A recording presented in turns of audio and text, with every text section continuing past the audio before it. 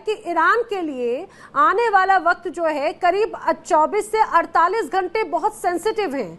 जिस तरह से यहाँ पर बड़े प्रदर्शन हो रहे हैं, यूएस की तरफ से धमकी या डोनाल्ड ट्रंप की तरफ से जिन शब्दों का इस्तेमाल किया गया, मैं यही सवाल लेकर मेजर शाह आपका रुख करना चाह रही हूँ, क्योंकि जिस तरह से डोनाल्ड ट्रंप ने लिखा है Iran is looking at freedom, the USA stands ready to help.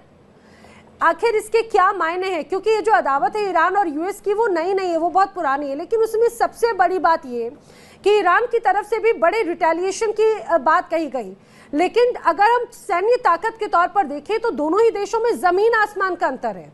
चाहे बात अगर मिलिट्री क्षमता की देखी जाए, नए अत्याधुनिक हथियारों की देखी जाए, तो ये जंग अगर होती है तो किस रूप में नजर आएगी और जंग क्या होगी? जी, आपका बड़ा अच्छा सवाल है। देखिए, 1979 से पहले जब शाह ऑफ ईरान थे तब इनके ईरान के अमेरिका से बड़े अच्छे रिश्ते थे। लेकिन जब अयतुल्लाह खुमैनी की सरकार आई, कट्टरपंथी आई वहां पर ईरान में, इनके और अमेरिका के ताल्लुकात बिगड़ने लग गए। और इतने बिगड़े कि हम जानते हैं अभी कि और अमेरिका ने एक मैसेज तो दुनिया को दे रखा है ऑलरेडी। एक वेनेजुएला के प्रेसिडेंट को, जो कि जिसको मैं बिल्कुल सही नहीं मानता हूं और हर कोई निंदा कर रहा है इसकी, आप एक क्रिमिनल की तरह एक दूसरे देश के राष्ट्रपति को आप किडनैप करके रख दिया। मगर अमेरिका ने एक बड़ा खर्चा भी किया, इन्वेस्टमेंट भी किया, एक मैसेज तो क्लियर कर दिया। और अब वो तैयारी कर रहा है ईरान की। ईरान में जहां पर ऑलरेडी ट्रैवल टाइम है, प्रोटेस्ट चल रही हैं वहां पर। अगर अभी आपको याद होगा 2-1 साल पहले बल्कि एंटी हिजाब प्रोटेस्ट चली थी, वहां पे अयतुल्लाह खुमैनी के खिलाफ प्रोटेस्ट चल रही हैं। और ऐसे खबरें भी आई थी, अफवाहें भी आई थी कि अयतुल्लाह खुमैनी तैयारी कर रहे हैं रूस जाने की, और ये वो बहुत सी खबरें आई थी। लेकिन देखिए, अल्टीमेटली अब दोनों, जैसे आपने फरमाया, दोनों देशों की सेनाएं ताकत में भी और इकोनॉमी में भी रात दिन का फर्क है। बिल्कुल कोई फर्क, कोई मतलब कोई तुलना है ही नहीं। अमेरिका बहुत बड़ा सुपर पावर है, बहुत बड़ा। और ईरान जो है, जाके जो शिया डोमिनेटेड है वो कंट्री, वो तैयारी कर रहा है कि भाई पहले वो मुस्लिम वर्ल्ड का वो सदर बन जाए। देखिए, लेकिन अगर अमेरिका तैयारी तो कर रहा है, और जैसे आपने फरमाया अगले 24 घंटे खास तौर से बहुत ज्यादा क्रूशियल है। डोनाल्ड ट्रंप साहब ने कहा है कि किसी भी प्रोटेस्टर की अगर जान गई तो वॉशिंगटन यानी कि अमेरिका इंटरवीन करेगा इसके अंदर। और इंटरवीन यानी कि वो अटैक करेगा ईरान के अंदर। और ईरान के जो स्पीकर हैं मोहम्मद बागर खालिबाफ, उन्होंने ये भी बयान दिया है कि अगर अमेरिका ने कोई पंगा लिया ईरान के साथ तो इजराइल और अमेरिका के मिलिट्री सेंटर, मिलिट्री बेसेस, जहाज, शिप्स, वो, जी हाँ, वो टारगेट करेंगे ईरान। और वो एक लेजिटिमेट टारगेट, ये कहा है लेजिटिमेट टारगेट होंगे ईरान के ऊपर। अब क्या है कि ये बहुत ट्रिकी सिचुएशन पे आ गई है बात, क्योंकि अल्टीमेटली क्या होगा कि अगर अमेरिका ने एक्चुअली कोई कदम उठाया तो हो सकता है कि ईरान, हालांकि छोटा सा मुल्क है, मगर आप देखिए रूस और यूक्रेन की जंग भी अगर आप देख लें तो रूस तो बहुत बड़ा राष्ट्र है, यूक्रेन तो बहुत छोटा। लेकिन हाँ, यूक्रेन को सपोर्ट था अमेरिका से, नाटो राष्ट्र से। ईरान को सपोर्ट क्या मिलेगा, क्या रूस से, चीन और से? सबसे महत्वपूर्ण बात तो ये हो जाती है कि ईरान, आपने कहा कि भले छोटा मुल्क है लेकिन सबकी नाक में दम करके रखा है। मेजर अली शाह, अगर ऐसा होता है तो मुझे एक बात बताइए, इसके बड़े परिणाम क्या नजर आते हैं? क्योंकि इजराइल भी एक तरह से काउंटर अटैक करेगा, दूसरी तरफ कहा जा रहा है कि वैश्विक स्तर पर ऑयल क्राइसिस बड़ी स्थिति में आएगी और उसका सीधा इम्पैक्ट यूएस पर भी पड़ेगा महंगाई के तौर पर।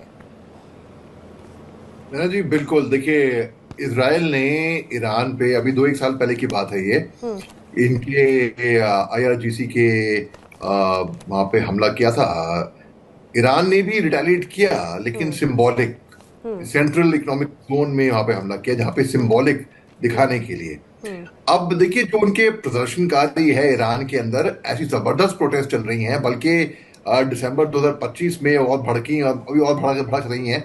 इंटरनेट कंप्लीट शटडाउन है, ब्लैकआउट है, कम्युनिकेशन कंप्लीटली डाउन है, फोन लाइंस काट रखी हैं, ब्लैकआउट हो रखा है। ऐसा इतिहास में कभी ईरान के हुआ ही नहीं, उनके स्पीकर साहब ने कहा है। बल्कि जो यूरोपियन के निरुपल आलम्बिया साहब ने बताया कि आईआरजीसी ने बोला कि हम प्रदर्शनकारियों को मार देंगे। अगर यूरोपियन पार्लियामेंट प्रेसिडेंट हैं रॉबर्टा मेट्सोला, उन्होंने कल शाम को बयान दिया था कि भाई आईआरजीसी इस्लामिक रेवोल्यूशनरी गार्ड को तो डेसिग्नेटेड टेररिस्ट के नाम से जाना चाहिए, एक टेररिस्ट ऑर्गेनाइजेशन। बल्कि यूरोपियन कमीशन के president Ursula von der Leyen ने भी कल बोला था कि भाई ईयू स्टैंड्स के बिल्कुल पीछे खड़ा है प्रदर्शनकारी के, और तकरीबन 2600 लोग डिटेन कर दिए गए हैं।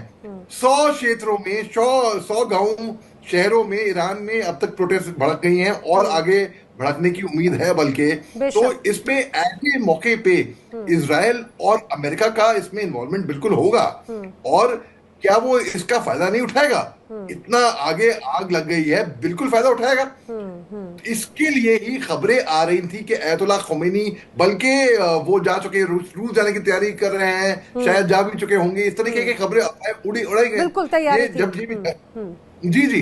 अब देखिए, हिंदुस्तान के अंदर भी या कहीं और बाकी मुल्कों में भी जो ईरानी हैं वो अपने अपने, मैं खुद देख रहा हूँ कि फेसबुक पोस्ट से वो अपने प्रोटेस्ट भी कर रहे हैं, अपना जता रहे हैं। और डोनाल्ड ट्रंप साहब जैसा आपने पहले बताया, बिल्कुल बखूबी डोनाल्ड ट्रंप साहब ने बताया कि फ्रीडम के लिए हो रहा है, और उन्होंने बल्कि पूरा ये अपने उसमें सोशल मीडिया पोस्ट पे बताया डोनाल्ड ट्रंप साहब ने। अब देखिए, बहुत ट्रिकी सिचुएशन है ये, बहुत प्रिकेरी सिचुएशन है, क्योंकि इसमें बहुत आगे आग भड़क सकती है। इतने आगे आगे आगे आग आ चुकी है। अमेरिका और ईरान की टेंशन और आगे एस्केलेट होती है, तो जाहिर सी बात है इजराइल के साथ भी एस्केलेट होंगी, तो जाहिर सी बात है और बाकी मुल्कों को भी इसमें दौड़ना पड़ेगा। और फिर ये खतरे की घंटी बिल्कुल बन सकती है। ऑलरेडी वर्ल्ड के अंदर, जी ऑलरेडी वर्ल्ड में, जी इसमें कोई शक नहीं। देखिए, ये अपने आप में बड़ी बात इसीलिए हो जाती है क्योंकि चारों तरफ हम देखते हैं, एक तरफ नाटो में तनाव, रूस यूक्रेन का तनाव, चाइना ताइवान का तनाव, अलग अलग स्तर पर बड़े स्तर पर हम देख ही रहे हैं। इवन मिडिल ईस्ट में ही एक बड़ी चिंता वाली स्थिति है, और ऊपर से डोनाल्ड ट्रंप अगर ईरान में इस तरह से रिजीम चेंज की एक बड़ी संकेत देते हैं और खुद वो कह रहे हैं कि आज़ादी दिलाने में भूमिका निभाएंगे, तो ये आने वाले वक्त के अच्छे संकेत तो फिलहाल नहीं है।